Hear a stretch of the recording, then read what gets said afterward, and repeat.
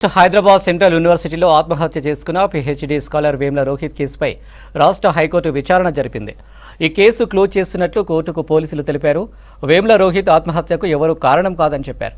ఆత్మహత్యకు కారణాలు ఎవిడెన్స్ లేవని తెలిపారు. విచారణలో వీసీ అప్పారావుకు సంబంధం లేదని తేలిందన్నారు. రోహిత్ ఎస్సీ సామాజిక వర్గానికి చెందిన వ్యక్తి కాదని కోర్టుకు రిపోర్ట్ ఇచ్చారు పోలీసులు. 2016 జనవరిలో హైదరాబాద్ సెంట్రల్ యూనివర్సిటీలో ఆత్మహత్య చేసుకున్నాడు రోహిత్ వేమ్ల.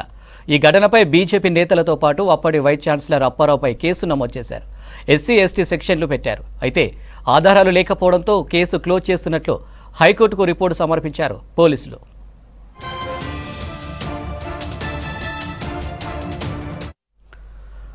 హైదరాబాద్ యూనివర్సిటీలో ఆందోళన చేశారు విద్యార్థులు. PhD scholar Vemula Rohith case ముగించడంపై వారు ఫైర్ అయ్యారు. వ్యక్తిగత కారణాలతో ఆయన చనిపోయాడని పోలీసులు చెప్పడంపై ఆగ్రహం వ్యక్తం చేశారు. అప్పటి వీసీ అప్పారావు కులం పేరుతో దూషించడం వల్లే రోహిత్ ఆత్మహత్య చేసుకున్నాడన్నారు విద్యార్థులు.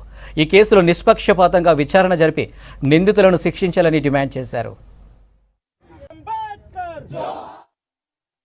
There cannot be a greater insult to the life and legacy and the message of Rohit Vemula than an insinuation that he faked his Dalit identity and he was so afraid of that being exposed that he killed himself.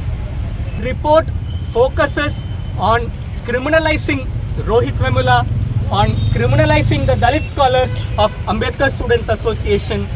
It does not even inquire Sushil Kumar, who was the then president of ABVP. It does not even inquire into the role of the then Vice Chancellor Apparao. It completely dismisses a caste angle in the treatment of shame. इस तरह का confidence इन्हें कौन दे रहा है? ये police, ये इनकी आरएसएस, ये बीजेपी के लोग जो पुलिस में अपने आप को रखते हैं और इनको कॉन्फिडेंस देते हैं। लेकिन आज मेरे लिए बहुत ही अफसोस का दिन है, लेकिन मैं अफसोस नहीं करूंगा।